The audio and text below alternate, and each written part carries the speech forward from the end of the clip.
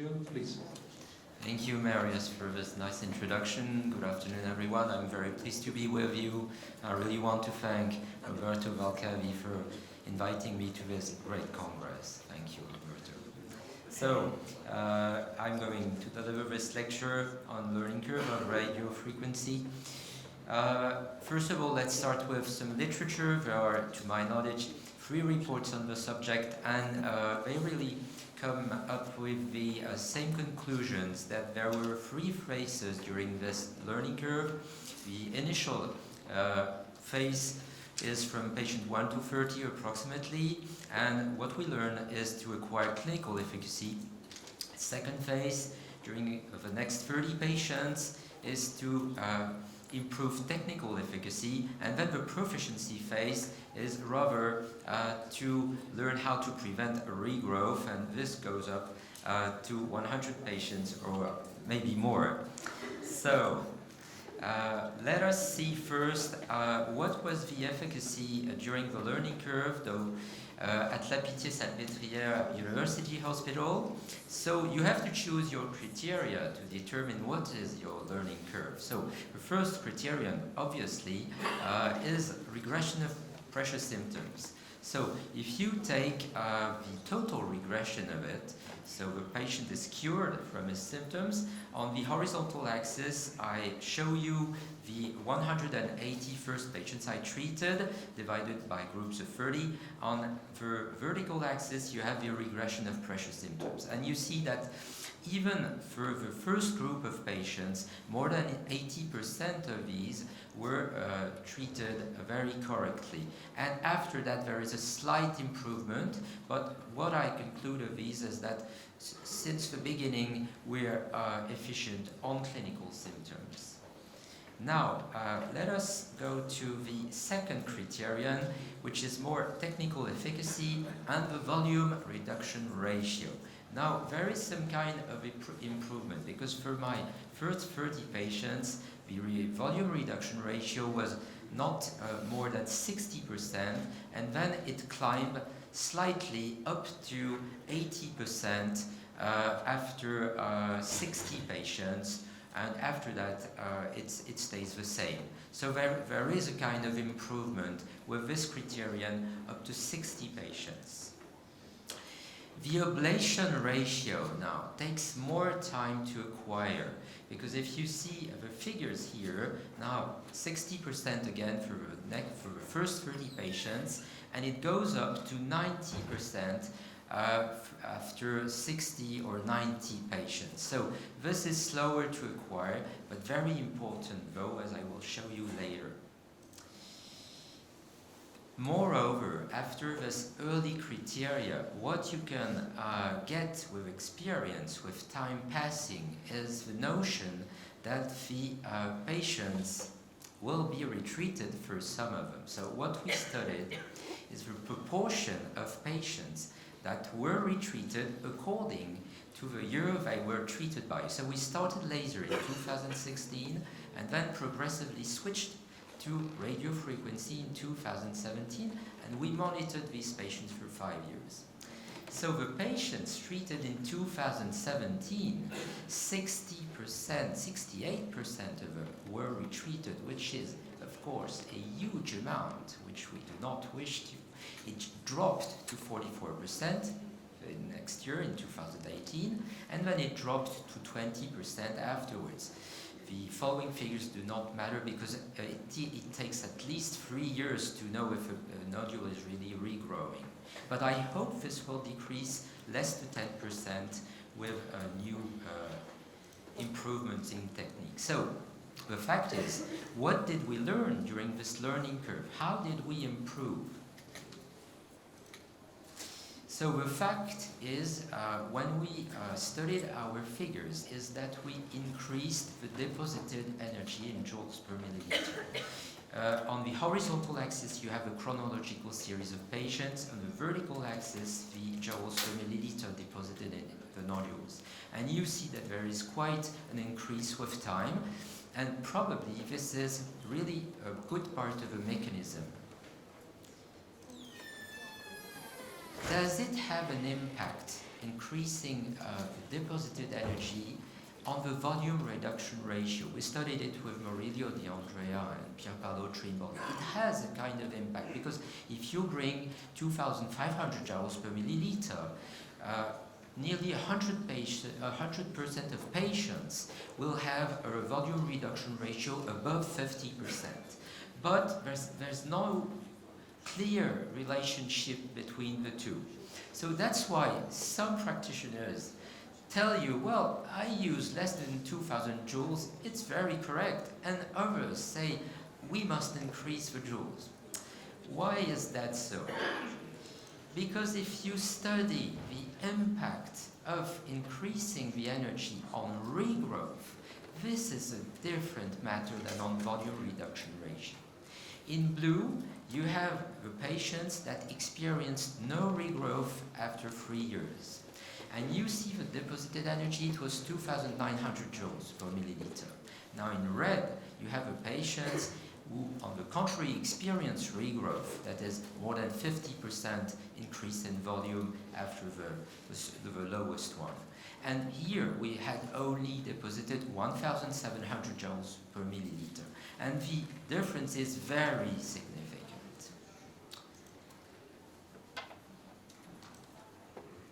This existence of regrowth has been very nicely demonstrated in 2 reports, one by Stella Bernardi in Thyroid 2020, the other by Gilles in European Radiology 2023, and both reports come up with the same thing, that 20% of patients will experience regrowth after 5 years. So how does regrowth occur? Let me show you. This nodule, it was treated 1 year before, and you see at the central part the hypoechoic zone, which is destroyed, and on the periphery, the isoechoic zone that is viable. Now we wait for 2 years. After 3-year follow-up, you can see that the central zone has shrunk. It has practically disappeared totally. And on the contrary, the periphery, the viable zone, has expanded, and the nodule has doubled its volume. So this is a demonstration that regrowth occurs from the viable zone, which is usually located in the periphery of a nodule. In other terms, how can we optimize the ablation ratio so as to minimize the viable zone? So here, what I'm showing you is that we can predict at 6 months, studying the ablation ratio, the risk of being retreated in the next 5 years. So if you take on the table here, the left column, the patients who had an ablation ratio under 70% were retreated in 62% of cases. Whereas if the ablation ratio was over 90%, only 3% of these were retreated. And there is a really huge difference that you can see nicely on the curve here. So if you increase the ablation ratio, you will decrease the patient who will need to be retreated, and you can predict it very accurately at 6 months and tell the patient, I think you will be retreated in the next 3 years or 5 years, I think you won't. To increase the ablation ratio, what did we learn during the learning curve? We learned to bring energy at the margin of a nodule here, at its deep portion here too. This is the key. And what we look for at the end of a procedure, this is the nodule at the beginning of a procedure, and you see at the end, no more cystic cavities. All of them should have disappeared. And moreover, the periphery of the nodule here should have turned hypoechoic, whereas it was isoechoic before treatment. This is very, very important. Of course, we will study vascularity. So unfortunately, the contrast is not allowed for legal reasons in France for thyroid. So we do not use, of course, color Doppler, which is insufficient for slow motions and insufficient for small vessels, what we do use is super Doppler, whatever the brand of a machine. It's very important. So you see this nodule before treatment and you see it 30 minutes later. So what you should obtain is this hole, complete hole. And this is a good feature to predict that you have ablated the nodule. Not only efficacy matters, of course, safety too. So we have studied what happened, and we evaluated our complications according to the report by Giovanni Mauri in Thyroid 2019. So we got 1% severe complications, which means 1% one infection necessitating rehospitalization and IV antibiotics, and one superior laryngeal nerve palsy. 4% minor complications, which means transients, voice modifications, nodular ruptures that healed completely and with conservative treatment, and 2 vagal reactions. So when we compare our figures with what was published by Roberto Valcavi in 2016 and Beck in 2012, we got approximately the same figures, and what we deduce of this is that there does not seem to exist more complications during the learning curve. So, to avoid vocal cord palsy, we perform all our procedures under local anesthesia, and we repeatedly ask the patient if everything is all right during the procedure. We listen to a voice.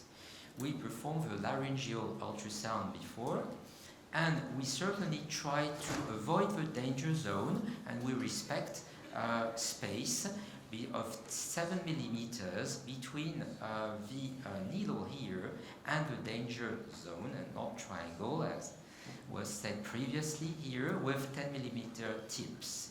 So in case we have a doubt on the voice, and even systematically at the end of each procedure, what we do is we perform the laryngeal ultrasound, has been brilliantly shown previously, and you see that this one is not moving on the left side. This is quite obvious. So immediately we perform the hydrodissection with refrigerated G5 solution, and we inject the solution here. We make a nerve wave into the solution, and I can tell you, most of the time this is an on-off effect. So the patient has this voice, it's not going that well. Oh, doctor, I've recovered my voice, thank you so much. It's a matter of minutes, so it's very efficient. And we check for recovery, of course. We perform the new laryngeal ultrasound, as you can see. Same patient, left vocal cord, much better. Nodular ruptures. So this is aseptic necrosis with a capsular breach.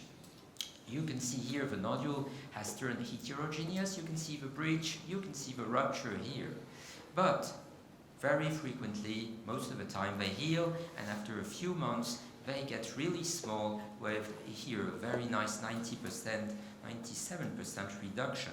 So this is the picture the day the patient calls me to tell me, doctor, there is a lump and it's red and it's a bit painful. Is it normal? No, it's not normal.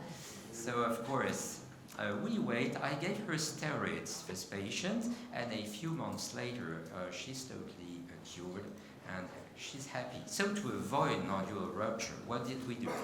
We take now really great care not to injure the nodules, the needle, entry point here.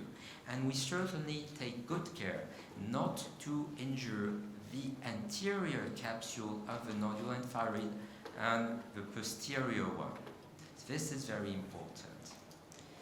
So finally, this is my last slide practically.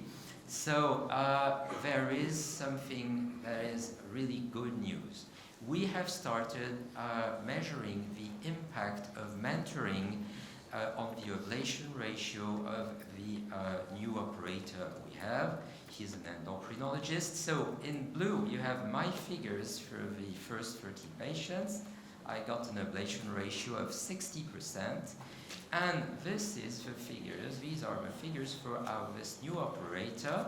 He got for his first 30 patients an ablation ratio of 86%. So if you teach people with this method, they will be very efficient, practically immediately.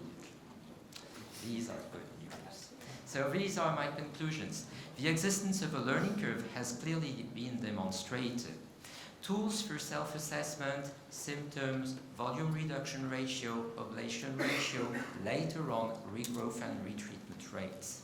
To speed up the learning curve, we recommend for initial ablative cases to gain first robust expertise in US and FNAs and or needle biopsy ethanol, wherever you want.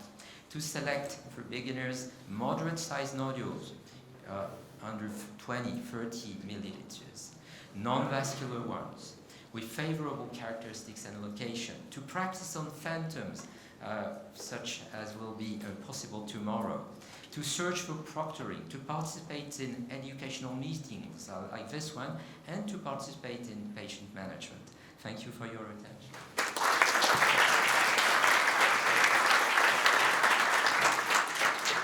A very clear and very informative presentation, Gilles. Thank you very much. The presentation is open for questions. Steve.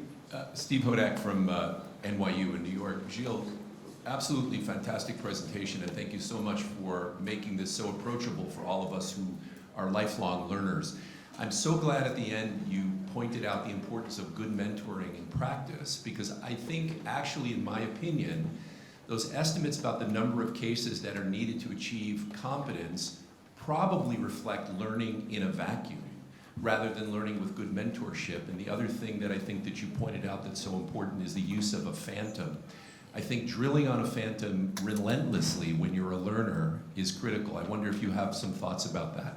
Yeah, well, thank you, Stephen, and thank you for bringing that. So these are the questions we asked ourselves while writing the statement for the ATA, and certainly these are good news because we don't know yet if there is measurable impact of mentoring. I think that we're beginning